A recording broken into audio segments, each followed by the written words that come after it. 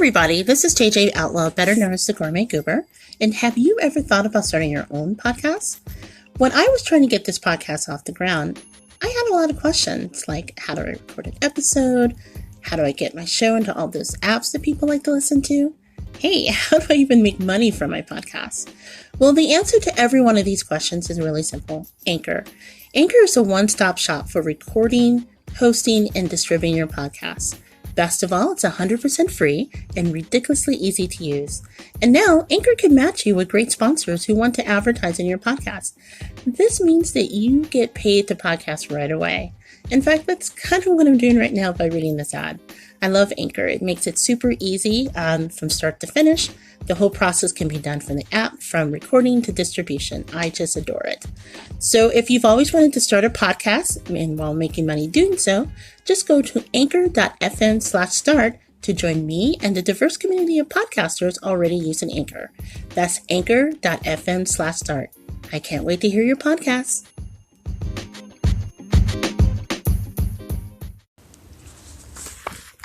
And we are live.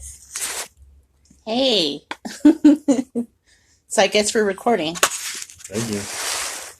This is take 2. We are trying new software here. So not that you want to know how the sausage is made, but yeah. So welcome, especially for those of you who have been following the Gourmet Goober for a while, the blog. As the logo says, we've been serving fresh since 13. I cannot believe the blog is 6 years old. But for those of you who are new to me, I'm JJ Outlaw, aka the Gourmet Goober.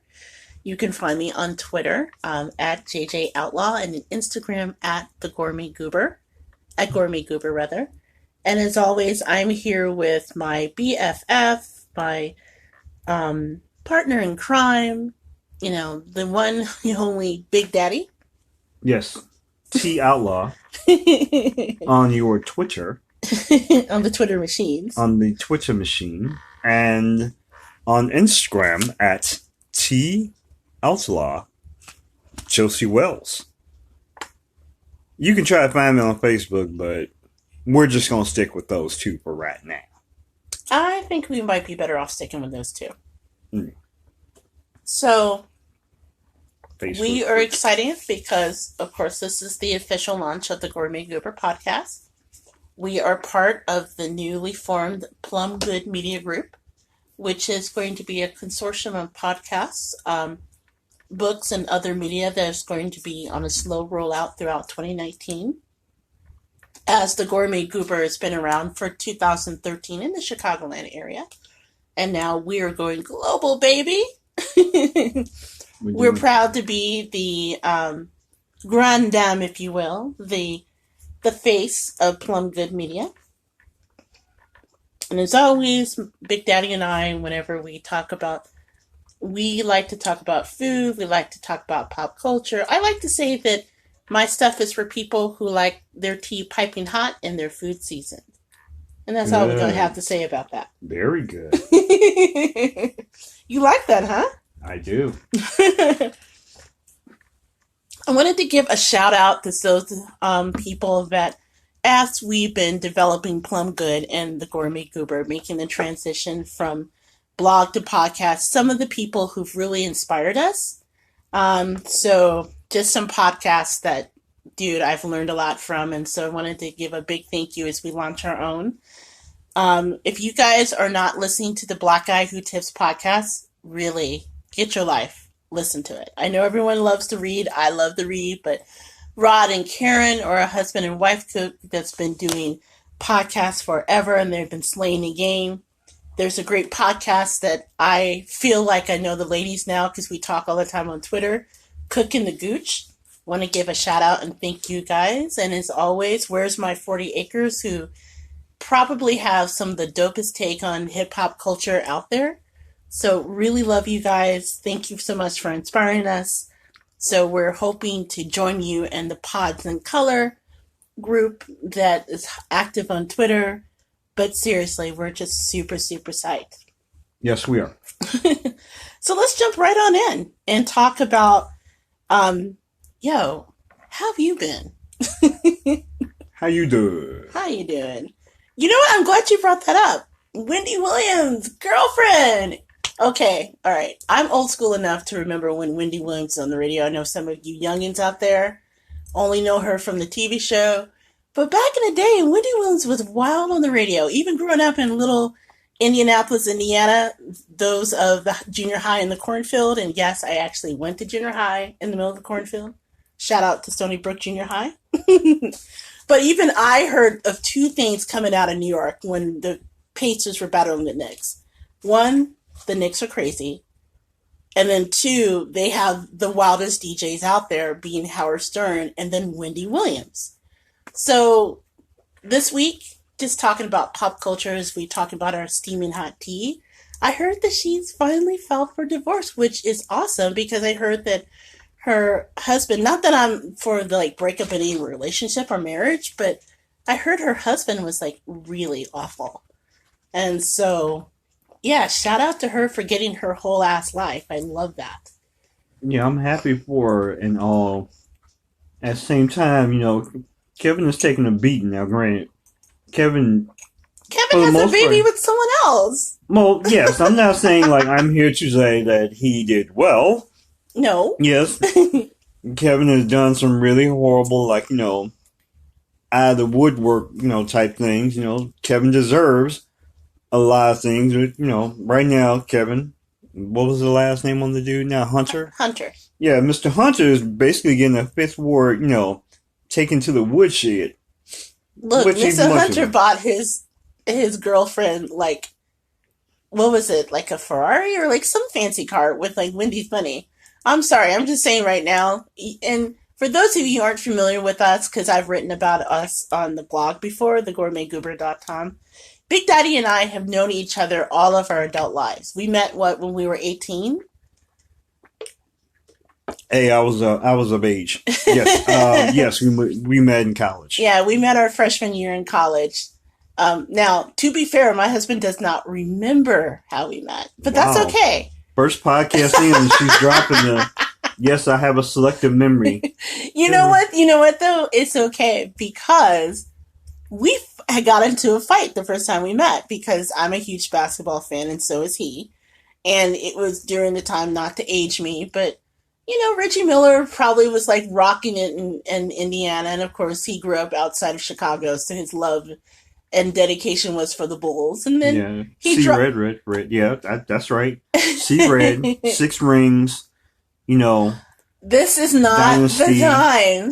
I don't see any dynasties in the cornfields of Indianapolis, even though they were a very major competitor. We give them credit for, bringing us up.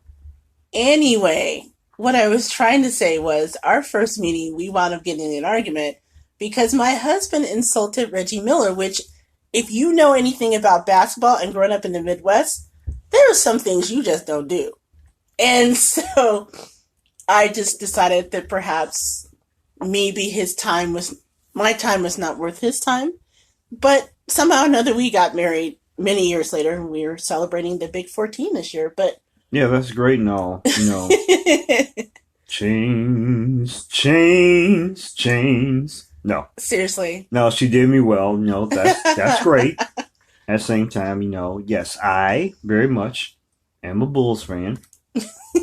And she very much, we don't know why, but yeah, growing in Indianapolis, she does roughly the Indiana Pacers. Okay, this is not the point of the conversation. The point of the conversation I was about to say is, I have known you almost as long as Wendy and Kevin have been together.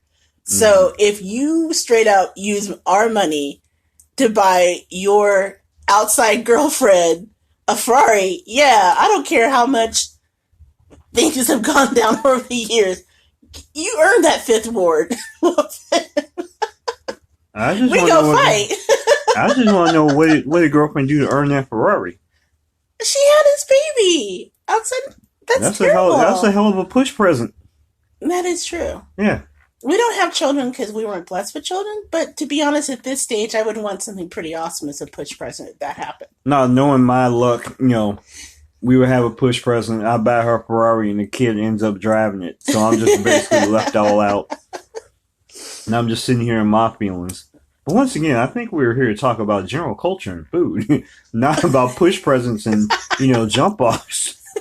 Hey, push presents and jump offs is very much a part of what we were talking about for pop culture.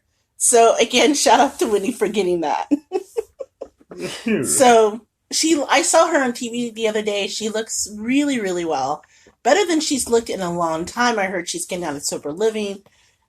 She's actually making amends with, some of the people that she lost contact over the years, particularly Charlamagne the God. And eventually she'll be making, new enemies. But girlfriend very much is back in her tracks. The point is, Wendy looks like her old self again. So shout out to Wendy. Speaking of shout outs, by the time this podcast comes out, it'll be Easter, hopefully. So we actually celebrated Easter like a day early because my husband, we got day jobs. Not that we're going to tell you what it is. But his day job, he usually works during a holiday. And my day job, for lack of, it's a long story, but I wound up with this huge turkey. So we just decided, we're just going to celebrate Easter a day early so that way we can have like a sit-down dinner like normal folk and not have to run to get you off to work after eating and have you suffer on the train with tryptophan and wake up in a new city.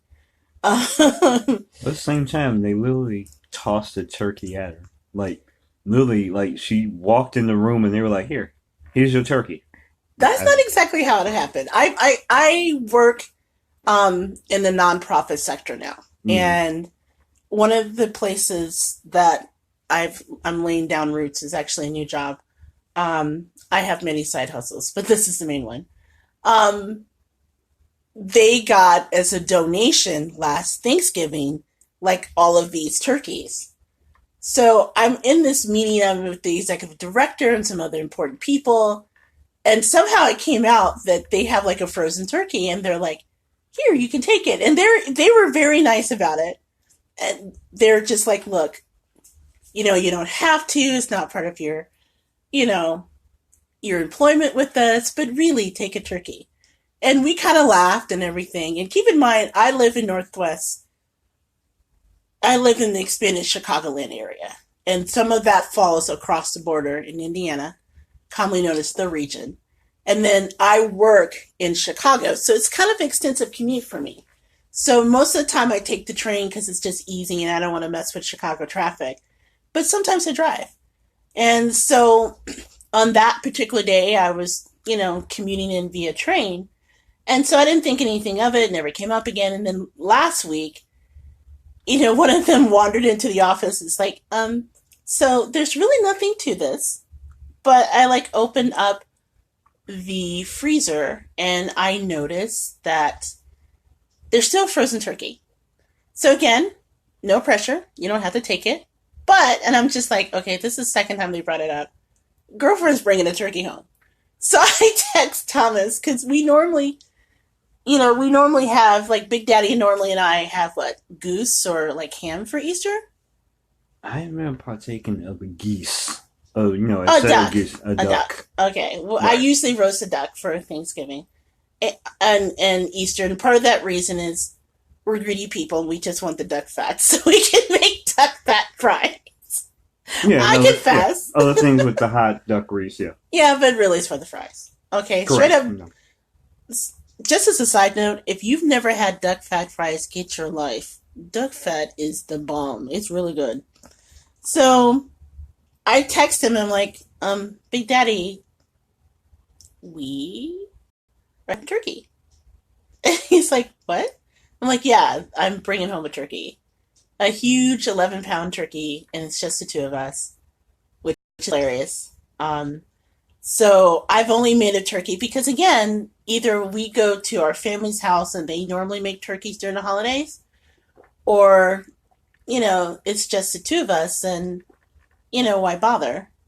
But yes, yeah, exactly. We definitely deal with smaller portions, But for the most part, yes, we have an 11-pound turkey, and between the two of us, generally, yes, we most holidays or most, general holiday get-togethers, if we haven't come back with leftovers, we're just gonna make small birds like chicken, or like we'll have sliced roast beef, uh, small portions of beef or ham, general things of that nature, and of course like the duck, which is our new fave. So yeah, but the turkey.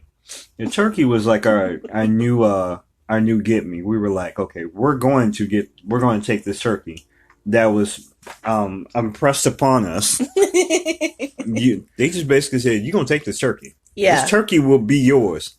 You will be traveling with that turkey. And luckily I drove that day, because otherwise it would have been weird taking a frozen ass turkey from where I work in like upper Chicago all the way via like a CTA bus, a CTA train, and the South Shore to get home. And it's just going to be like, yeah, this is me and my seat partner, Yeah. Mr. Turkey. $7.50. You're going to be paying a ticket for that turkey. Exactly. Mm. But the funny thing was then we had to figure out how to prepare it, because even though I'm the gourmet goober and I love to cook, again, this is one of the things that admittedly I've not had experience in. So I did what I normally do and turned to the internet for inspiration. Oh my God. Apparently the internet, once again, is undefeated. The internet is undefeated. So, okay. I'm trying to figure out how to explain this. You can find this recipe on Genius Kitchen. I'm not going to call out the person who actually did the recipe, because I believe that cooking is kind of like a personal thing, And I believe that there are no mistakes in cooking. There's nothing you can do with cooking. People get too wrapped up on it that can't be undone, right? It's happy mistakes, happy accidents is how I look at them. So, you can always just, show some ingenuity and turn it into something else. So I don't want to call this person out, because again, they shared the recipe. They're really proud of it. And I did take some elements of the recipe and put it into the cooking process. But just listen to this recipe and then tell me what you think is wrong with it. Okay? So we are in the process of redoing some things up, and we have a small oven, but I have a huge, what is it, an 18-quart electric roaster that you got me for Christmas one year? Yes. It's really cool. It's huge, and it's red, and it's kind of retro, and I'm the freak that ooh, no diamonds for Christmas. You got me a cooking utensil. You got me an Instapot. Yay! Because I like that stuff. So it was one of those things where I was looking for specifically that recipe. So the recipe is thawed out turkey up to 20 pounds, right? Half a cup of olive oil or butter. Again, okay, got it. And then 1 teaspoon seasoned salt, right? 1 teaspoon poultry seasoning, and then a half a teaspoon pepper. 20-pound turkey, 2.5 teaspoons of seasoning. And I'm like, say, what? What? Are you kidding me? So, as always, I'd like to go through some of the comments, because I'm like, well, maybe this is a typo. Maybe there's something wrong. No. The comments were just as comical as the recipe. Oh my God, this is so flavorful. I really loved it. That's my general voice, and I'm not going to say for what, but oh my God, this is amazing. Meanwhile, I'm dying laughing in the middle of the grocery store looking at the recipe, to the point where people are stared at me because I've just lost it. Seriously. Full tilt your head back, laughing your ass off. How could you season a whole 20-pound turkey with 2.5 teaspoons of seasoning? How does that even work? And I came over to Thomas, and I was like, Big Daddy, this is what we're making. And that look on your face, you remember that? Yeah, there was some ghosting. I was like, so You couple, really want that divorce, huh? yeah, sprinkle. We're done. Now there's a difference between taking, running through a meadow of seasoning and then actually like bathing in it. I generally prefer bathing in the seasoning. Good seasoning could give it a good coat, especially for the length of time that it will be processing. It will be, going through its transformation to good food. Whereas, these people like to run it through the metal like you would run through your cologne. Where some people do, in the store give you a nice little spritz with a little lemon twist. I, however, am a little bit like, like you catching high karate. You will be catching, you gonna catch the seasoning. Matter of fact, you're gonna be backhanding the seasoning. Yeah, and this seasoning will become a friend of yours. You will be bathing in it. But yes, the recipe was a little wanton for seasoning.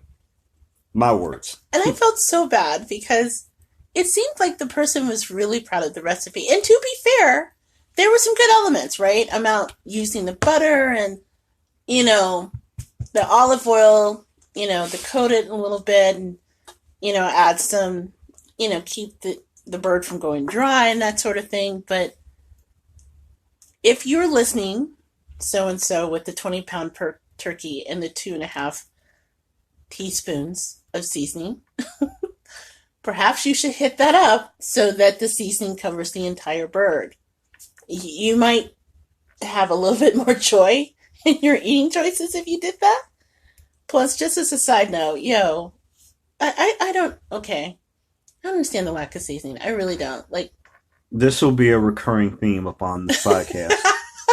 There have been generations that apparently, populations that have been taken the hell out because people have been traveling around the world for salt. You can use the salt. It's okay. Yes, we believe. Yeah, exactly. There's the term of moderation. With certain seasonings, because a little bit does a lot. At the same time, other seasonings can compensate. That being said, every once in a while, get a good mixture, but don't be afraid of it. You can't just take your seasoning, dip it, and run out the room. We kind of want you to be friends with your seasoning. Let the seasoning be you. If you should, believe in you're not into you're into, as you would say, non-GMO products, or you are into. No, there's actually a point behind this. In my mind, yes, I have no problem with everything doesn't have to be big loads of salt and pepper and seasoning salt and you don't have to bathe in cumin, even though I'm a cumin bathing type dude with my food. We go to Costco just for the cumin, so. Yes, that is correct. That being said, you don't want to have, I know that there are a lot of people who are, whose, ingredients, you want fresh, ingredients. You want things that come from the earth. You don't want things with, a lot of processed preservatives and things of that nature. And in no way is that being held against you. I am a full endorser of seasoning, fresh products, things from the garden. Don't be afraid of it. Definitely throw it in, as my wife said, happy mistakes. Don't be afraid of it. Don't, it's not a grenade. You can't just toss it from the corner and run. Dude, be friends with it. And, immerse yourself. At least cover the whole bird with it. Yeah. You can't do anything with 2.5 teaspoons of seasoning on a 20-pound turkey. Quite frankly, I weep for this woman and I really feel bad. And I hope that someone gently took her by the hand and guided her into the joys of maybe kicking it up a notch or two. Or taking her to Wendy Williams. Yeah, that's true. So what we did ultimately is we got some of that. Gosh, what is it? It's the Tony Cheshire. It's like the injectable stuff. Like it comes in like in a bottle and it gets to a syringe, and I'm just like, wow, I feel more like a mad scientist than a cook. We stabbed our bird. Yeah, we stabbed our bird with it several times and injected it with this stuff. Hella good. Oh my god, it is so good. I cannot recommend that enough. No, they're not a sponsor, but they maybe should. Dude, don't. That's your third one. Third what? That's. I haven't even finished one. You literally ate 3 of them. Yes, we are still talking about the cinnamon roll. The cinnamon roll fight. Once again, division. Did that come up? You know what? I think the cinnamon roll came up in our last. This is like our second attempt to tape. Our first attempt, unfortunately, did not turn out well. As we said, even though we have no kids, we have some very needy pets who decided to make their voices heard on the last tape. So I was explaining that my husband is addicted to cinnamon rolls, and we bought like the little ones, not the grands, but like the little Pillsbury ones. Yes. The General Pillsbury, which came in a package of 8. Again, 8 cinnamon rolls. Shall I explain the mathematics, that got cut off the last time? Okay. So, we are going to snack on the cinnamon rolls while we're recording. Probably not the best audio, but, dude, I'm stealthing my eating, yes. We're working out all the kinks right now. And so I brought 4 cinnamon rolls to where we're recording. 4. And I said, just so you know, I'm bringing 4 cinnamon rolls. And he said, oh, well, I'm all in my feelings. I thought I would just start with 2. And I looked at him like, oh, you assumed that all 4 is for you. No, we're splitting that so that you get 2 and I get 2. I thought that was like perfectly clean.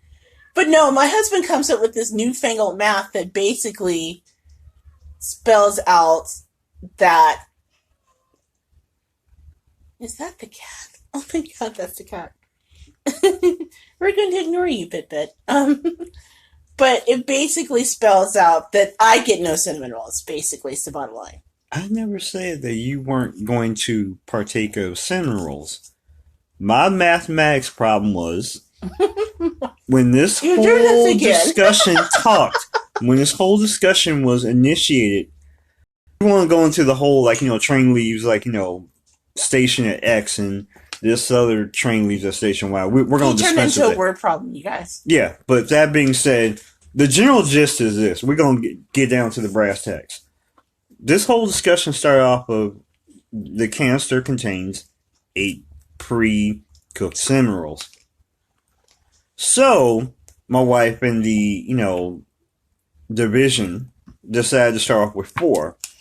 Sample for, if we need, we can go back and, deal with the, extra for whatever later. But, 4 cinnamon rolls were brought to the table.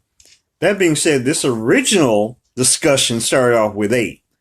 Now, my thinking is, my division starts with 8. For some reason, her division started with 4. Because we're not eating all 8 in one sitting. You're not eating all, 8 at all cinnamon roll, but my division once again started with the general sample of the population. So eventually, I know that we start off with being, bring nice with the 2 and 2. My thing was the sample size in my mind was 8, and I'm willing to start with 8. So thus. Division would, divided by 2 means is 4 and 4, not 2 and 2. That being said, apparently, I, as the husband, made the mistake. Once again, I'm not trying to go Stephen A. in this. No. What Big Daddy's not telling you. Okay, so I brought 4. I barely have eaten 1. We're now down to 2 of them left on the plate. He just reaches over and takes my other one, the whole one, not the one I've been working on. And not only that, but before we started recording again, he also confessed that he ate a half have one that's sitting back at the stove. So even if you go by your division of 8, already I'm not getting my fair share. Hey, once again, if I may I explain? Once again, we start off with a sample size of 8 in my mind. So really, if we want to go from like that point, yes, the half one that was mentioned that was eaten before this podcast started was my signing bonus. There's no signing bonus. Hey, my signing bonus to sit down here was, for some reason, there was a population of 8. One was just, it was front loaded into this contract of me sitting down. So one was one half was partaken of before I sat down. 2 have already been consumed.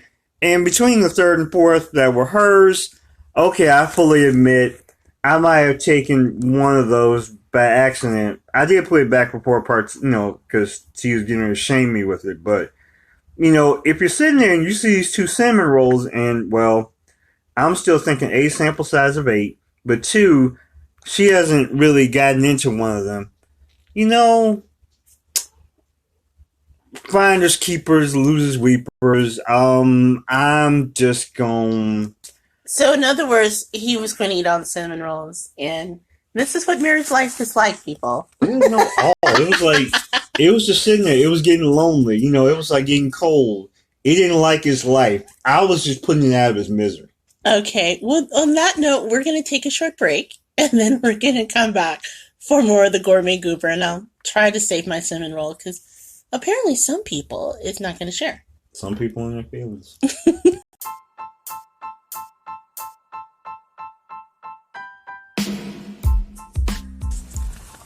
I'm JJ Outlaw. And I am T Outlaw, Big Daddy. And we're the hosts of the Gourmet Goober. We're proud to be a part of a new media launching in 2019, the Plum Good Media Group.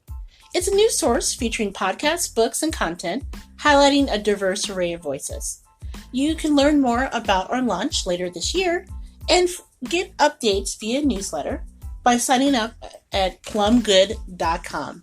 That's plum, PLUMGOODE.com. Thanks for listening, and thanks for being part of our launch. Now back to the show.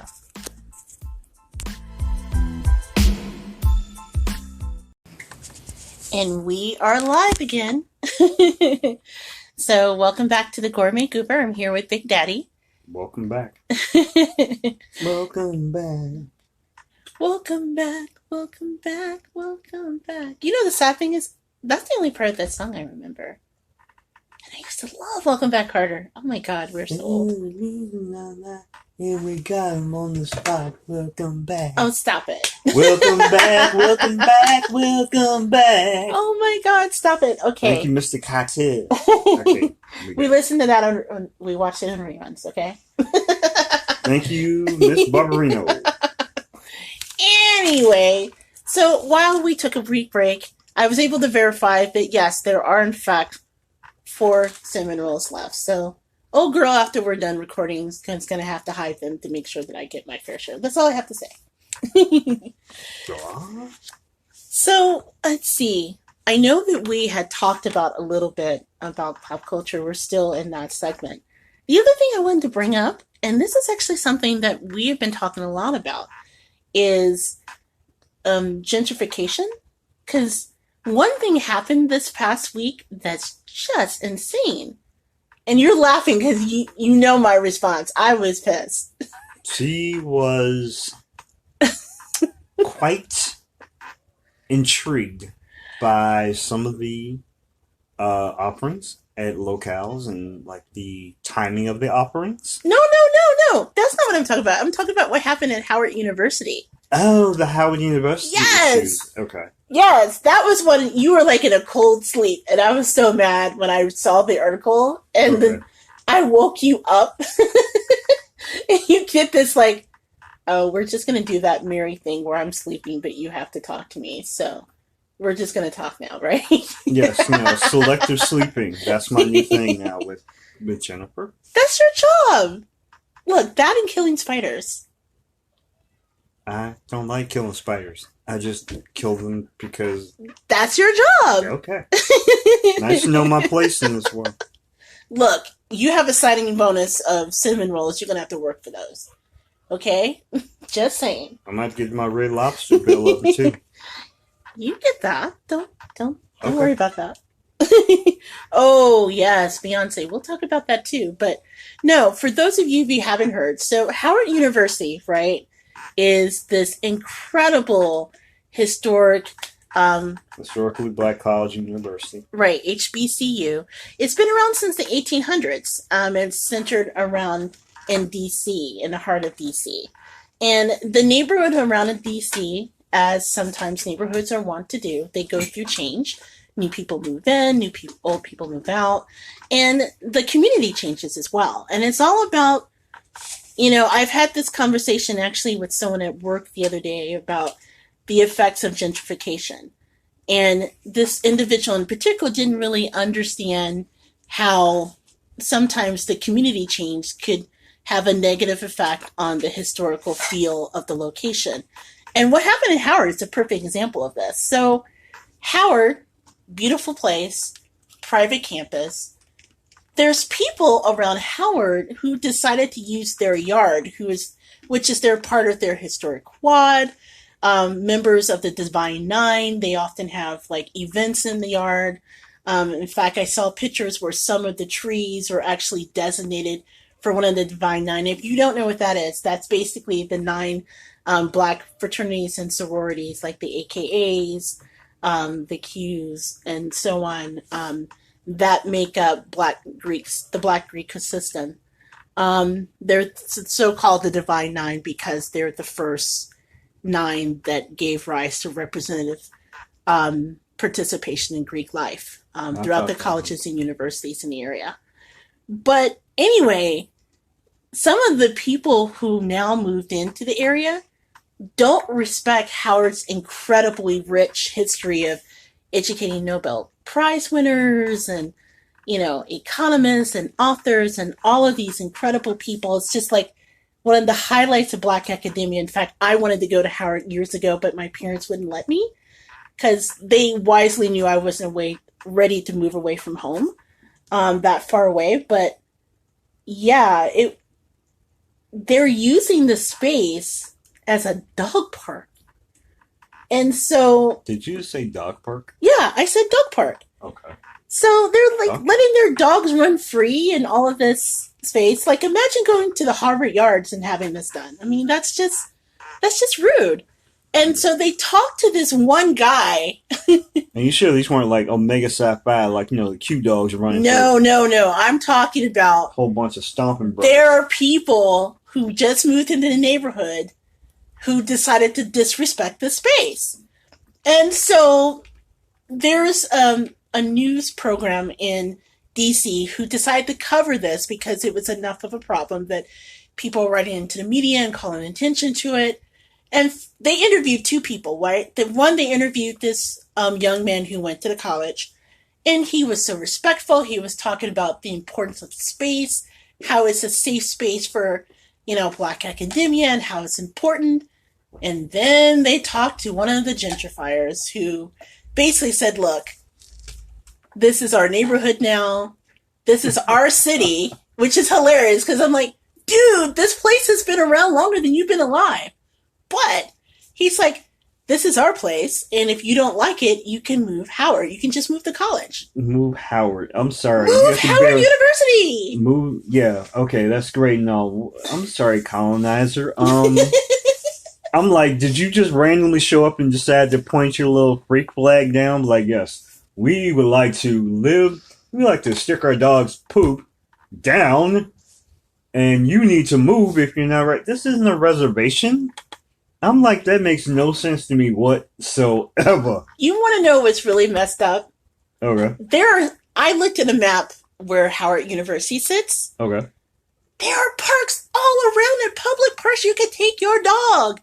Literally within blocks of it, not even 2 blocks.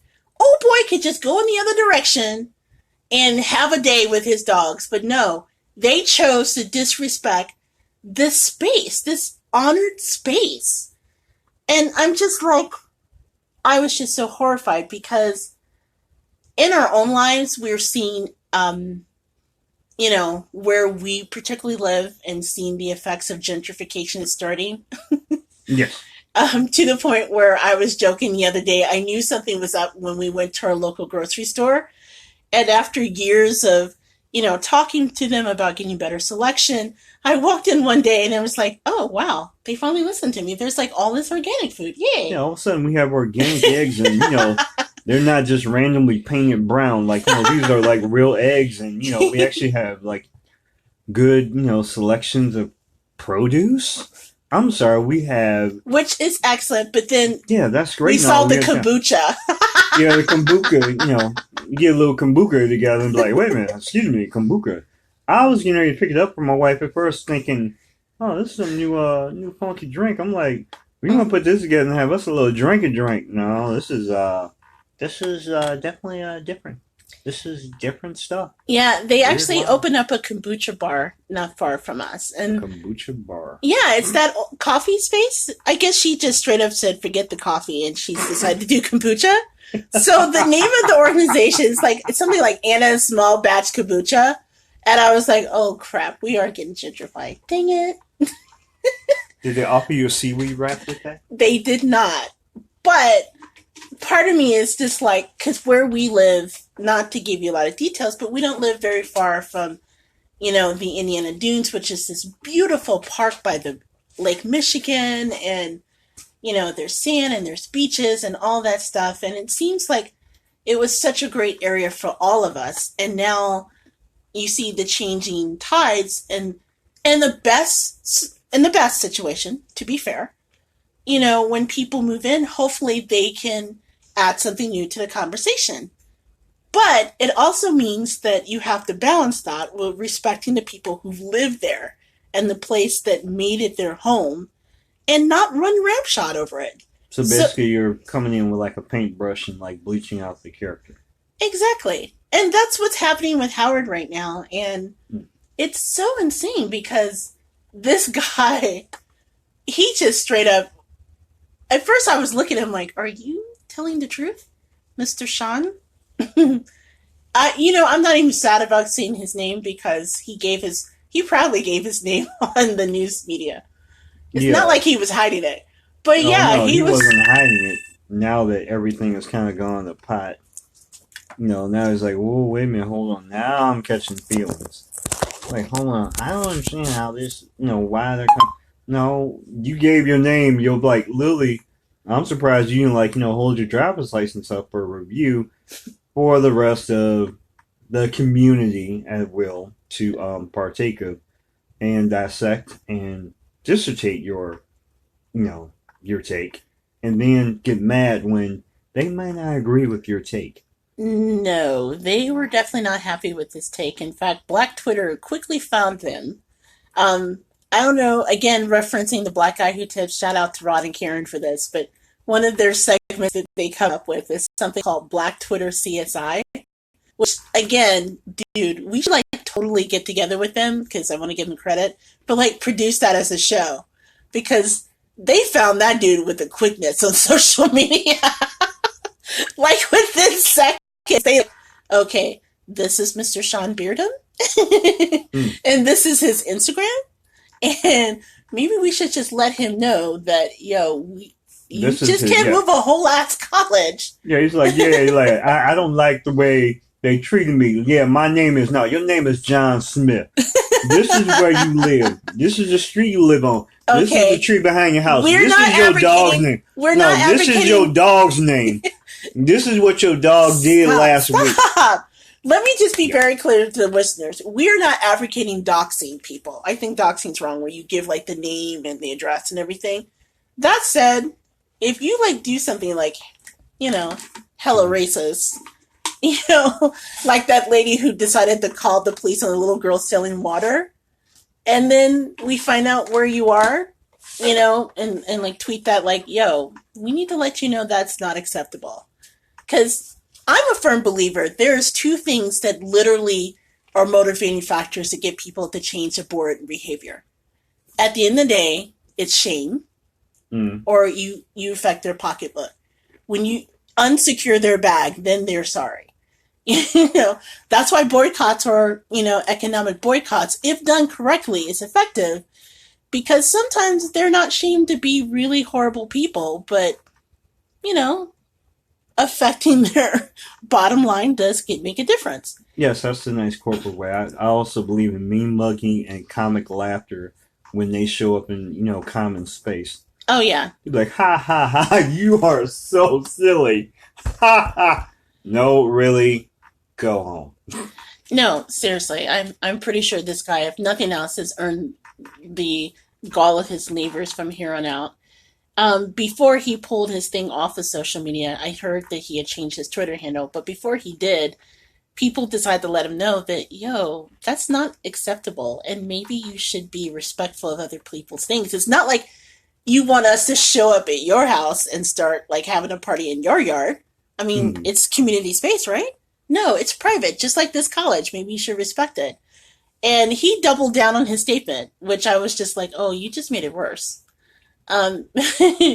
So hopefully Shane will kind of correct that ridiculous behavior. Nothing else, maybe get him to respect it. And trust me, we're dog owners too. We love our dog. We have a Kayshawn. He's just the world's greediest dog. Kaysoon. Kaysoon, that's right. Yes, we learned from the nice Dutch people. Yeah, my husband rode a train one time with two people of Dutch descent.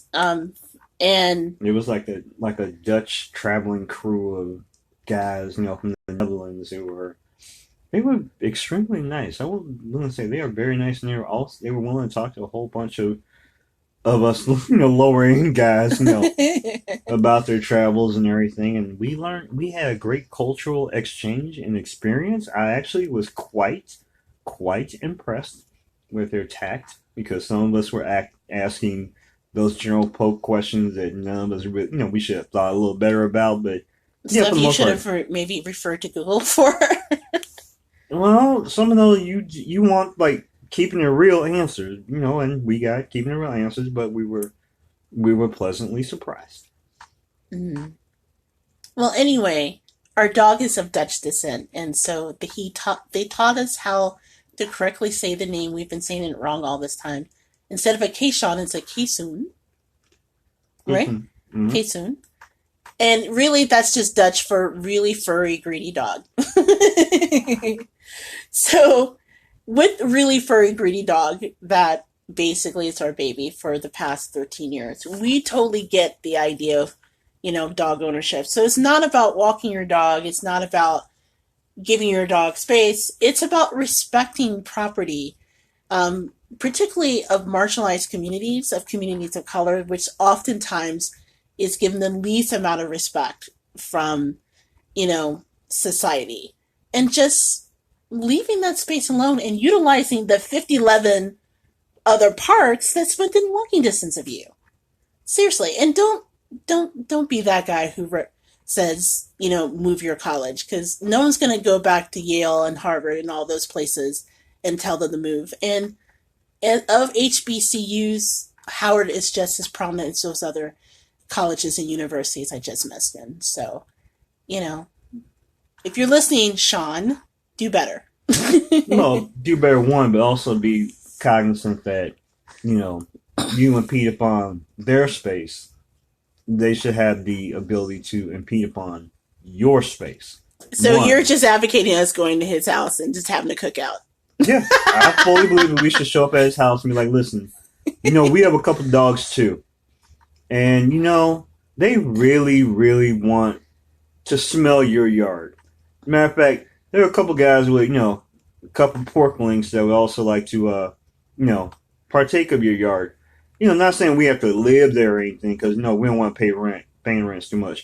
But at the same time, yes, we would like to, be able to at least, have a conversation upon, in your space while you're impeding upon theirs. One. And I know this is completely off the topic, but I've been sitting here for the past few minutes during this conversation, and I have one very silly question. What? What's kombucha? It's like, dude.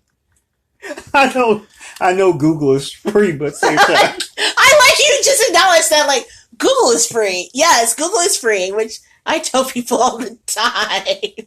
Like an ill-advised conversation I had with someone earlier this week about Latinx and what that means. Again, Google is free. But it's like a drink. I know it's supposed to have like a lot of health qualities.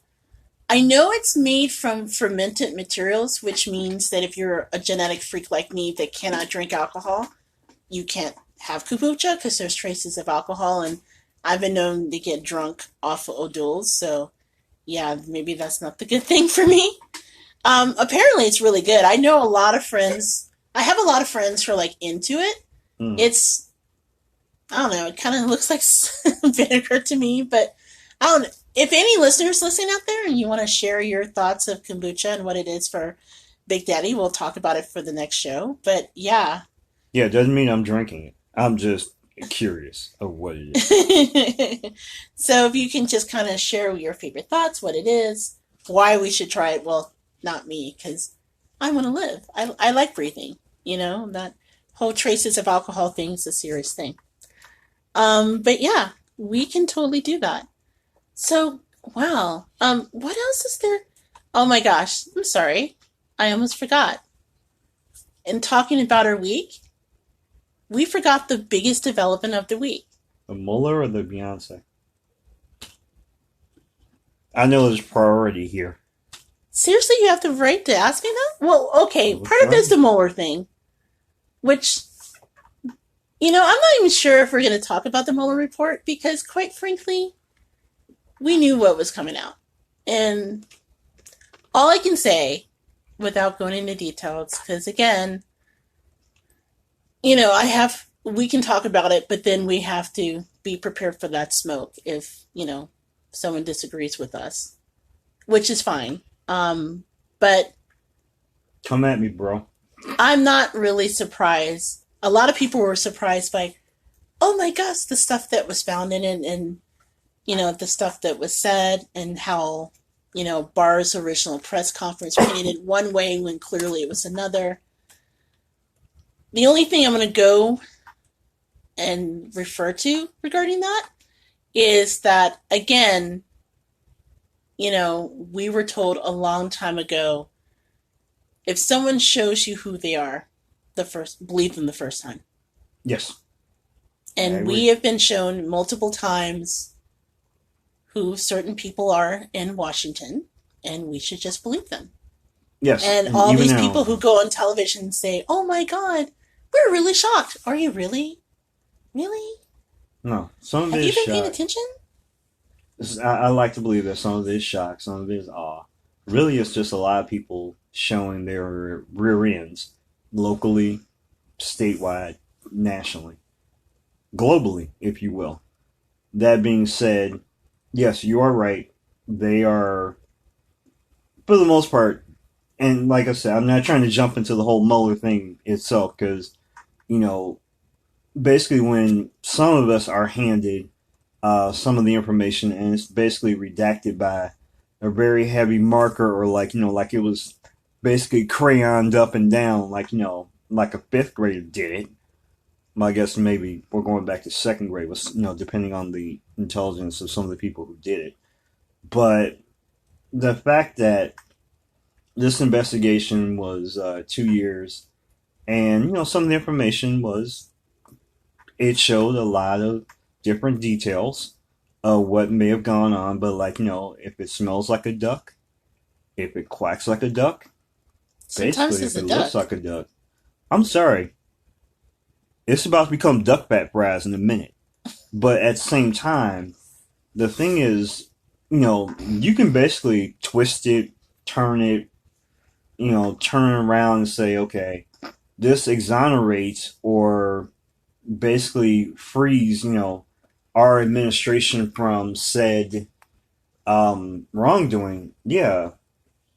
As I'm not trying to jump on my wife's words here from the past, but you know, yes, you may not be the one with your hand in the cookie jar, but you are cookie jar adjacent. Yes. Look, your hands are grubby and they have little, you know, little chocolate and fudge prints all over them. But at the same time, yeah, your hands might not have been on the cookie, but there's a lot of fudge on your hands, so thus someone handed you that cookie. You might not have been the one who did it, but someone put their hands in the jar, and you're the one with the cookies on your hands, so thus you're cookie adjacent, and by that fact, I think there's some shadiness going on. Thank you, Mueller Report, for at least giving us that. My only concern at this point in time is that there's a lot of conversation going on out there as to what to do based on the information and things like that. You know, the bottom line is that there are a lot of, and I don't like to use the word marginalized communities. I know that's the standard, especially working in the nonprofit sector. Um, but let's just face it, communities of color are affected every day that this is allowed to go on.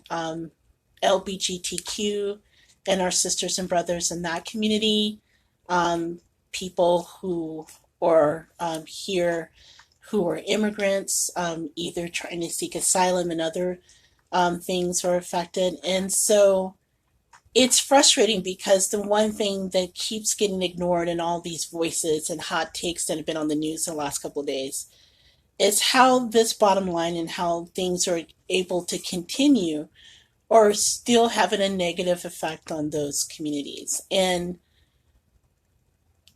I just want to say to everyone that is affected that you know what it means to not have your voice represented in this great hot debate, because the thing I hear over and over again is, yeah, it's bad and the things he did is bad, but it's not bad enough for him to go. Well, that's because you come from a privileged place that him being there is not affecting you as profoundly as like our trans brothers and sisters who are being told to leave the military, or people who willingly got into the military to fight in exchange for granting their citizenship, only to be told, hey, we're just kidding, you gotta go. Or communities of color that worry about things that are happening that negatively affect us because, when you watch the news and you see individuals who are seeing, things that are bigoted, that just takes a daily toll every day. So I just want to give a shout out to those communities. We know where you are. We're there with you. We stand in solidarity because we're in the same place right now. And as they're having all these hot takes and they're ignoring the profound effects inaction has on these populations, I just want to say that, now is the time to take self-care and to take care of yourself and, rely around those around you who support you, who are allies, true allies, not just those who say they're allies but don't do anything. Be about it, just don't say it.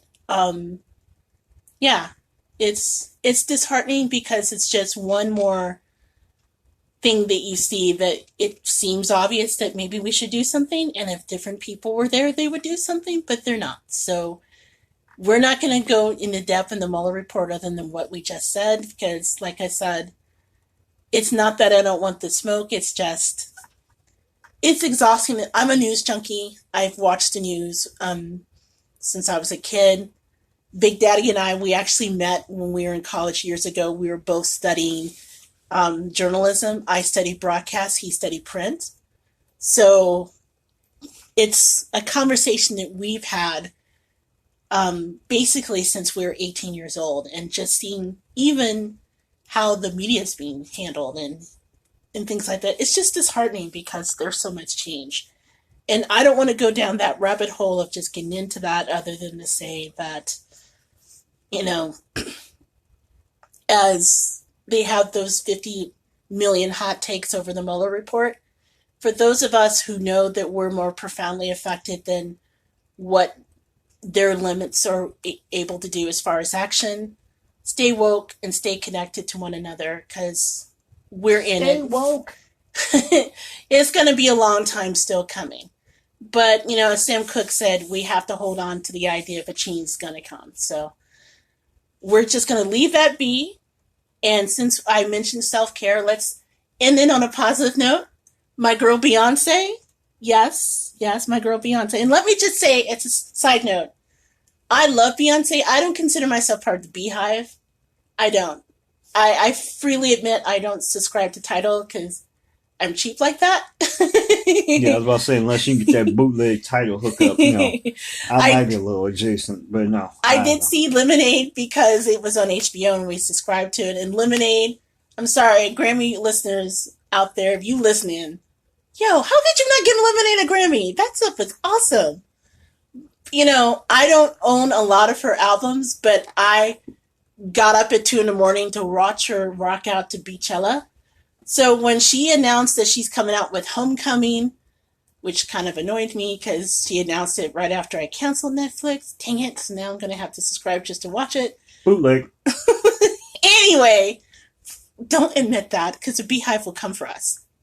They want her to have her money. I'm sorry, like I'm waiting for Jay-Z at the front door waiting for me like, pay me. We're going to open the door. Jay-Z's going to be with his hat out. Yay. That'll be $50. He's like, yeah, over. Yeah, dude. Like I'm waiting for Kanye to come look for me. Oh, I'm sorry. Wrong person. No. No, I don't need Kanye in my door either.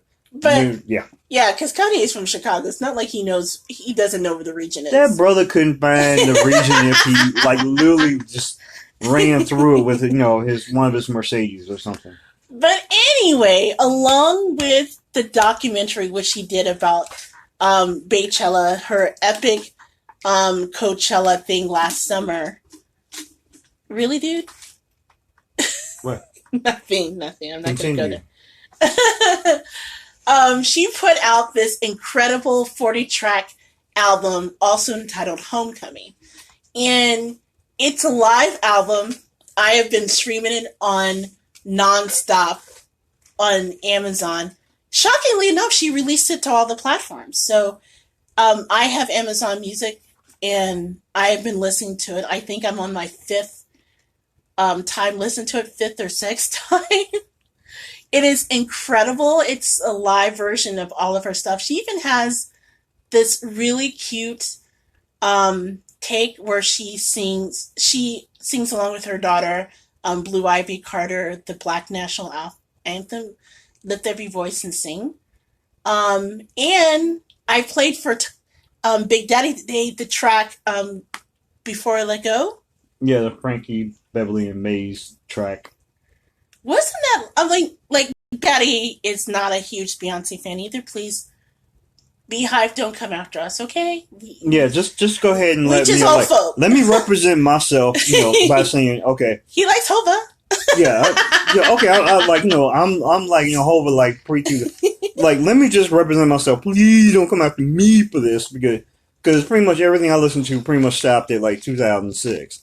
Right. So for all you fans of Miss Beyonce Knowles Carter, just know that I'm a big Beyonce fan when she was rolling with Destiny's Child. And I'm talking about, back in the LaToya Luckett, the Latavia, the Michelle Williams, now they really gonna come Fair Franklin.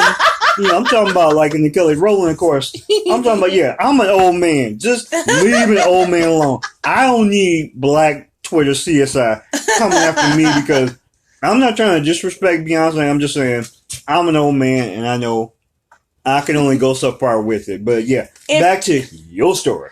No, I was just about to say, if I can support Big Daddy's words, when he said he stopped listening after 2000, 5 or 6, he really means that. So all the time I have to like my latest obsession, besides of course the Beyonce thing, is the Old Town Road by Lil Nas X. Oh my God, I love that. And we could even talk about how he was thrown off the Billboard charts for country, which was bogus. Let me give you a little Nas X thing. Pretty much this is because I read 1,000 stories, and this is me reading the story and be like, huh, that's interesting. And in my mind, the only thing I can transfix with that is, remember, this had to be 5, 6, 7, 8 years ago when Nelly did that track with Tim McGraw. Yes, over and over, I think. Yeah, and it was interesting. And then, like, my mind was like, all right, yeah, that was cute. Moving on to something else. Old Town Road, though, is a bop. I like that. And apparently he did a remix. Hopefully by now all of y'all have heard that with Billy Ray Cyrus, which... I didn't.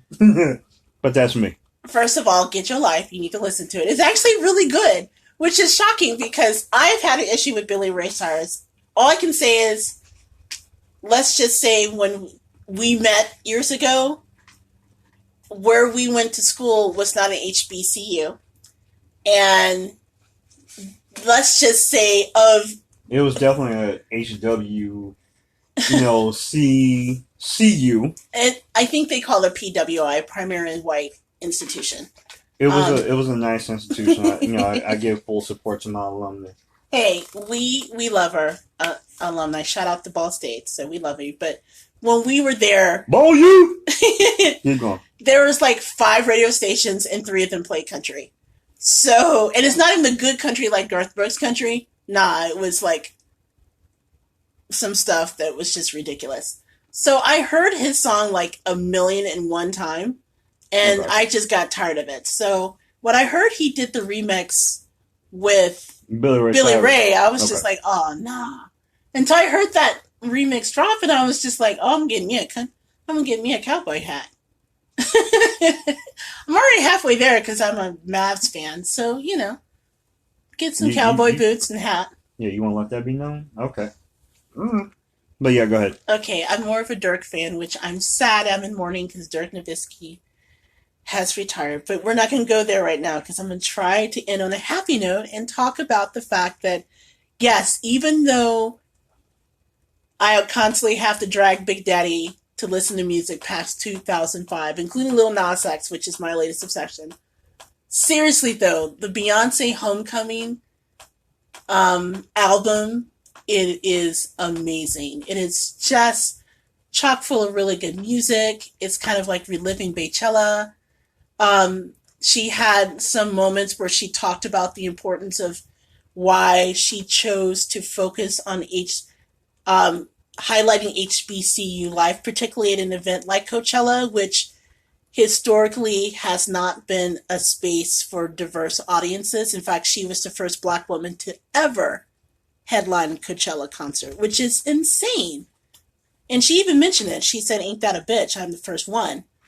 But she thought it would be proud to represent that culture and that life and her background. And it's an amazing thing. It's some work of art. It's probably not going to get the respect it deserves. Put some respect on her name, or Hova will come to your house. Because, again, when you look at the Grammys and how they ignored her and, and things like that. But, no, this is actually an incredible album. It kind of gave me joy. If you've not yet heard it, right now it's streaming for free on what I understand in most platforms. So definitely check it out. But it's amazing, especially for that bonus track. And then to hear Blue Ivy Carter sing Lift Every Voice and sing with her mom.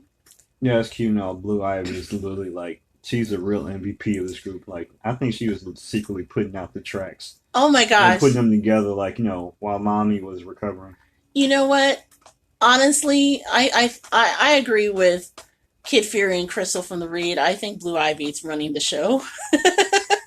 The way they personify her as having this like dominant personality, telling everyone from like the band to the dancers what to do. Mm-hmm.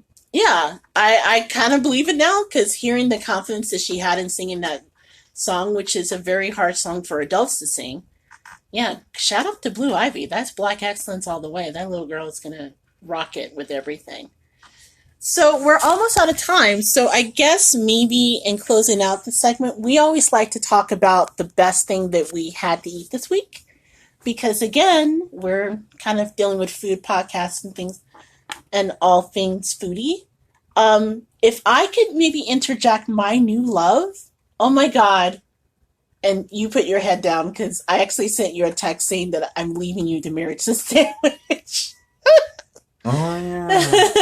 Mm-hmm. I discovered this week the jibarito, which, if you've not heard about it, it's a Puerto Rican sandwich, but you can only find it in Chicago, apparently. But it's like You can get it made with different meats and things like that, most predominantly with steak. But the cool thing is, instead of using bread, the sandwich is made with plantains. Plantanos. So good. Plantains. Yes, sorry. Plantains. And so they like press them flat, and it's like, slightly hardened because they apply heat to it, and it's just so good. There's a place in, was it Humble Park? Yeah, Humble Park. Yes. Called Nellie's. Shout out to Nellie's Restaurant. They've been a historical Puerto Rican restaurant institution since forever, apparently in Chicago. And they're known for their burrito sandwiches. So, oh my God, it was a Lyft driver who told me when I first started my new job in Humble Park that I need to try the burrito, and he explained what it is. And it is every bit as good as he promised. And like I said, I texted my husband, and I'm like, dude, I'm leaving you for the sandwich. So, take care. Leave me for a sandwich. How low is my bar? Could be worse. I could leave you for the orange vanilla Coke that I'm also obsessed with. What? You know I'm obsessed with the orange vanilla Coke. I've been texting you about it. I gave her a couple of orange vanilla Coke, some gone to the store. Like, I'm basically your supplier now in part. Yeah, he feeds that need. It's kind of sad. Wow. This is where we come to. So what about you? What do you want to end with? Well, see, that's the thing. Like, this was kind of like tossed upon me, so I don't have a great answer for that one. But the best thing I can think of off the top of my head is, one, self-promotion.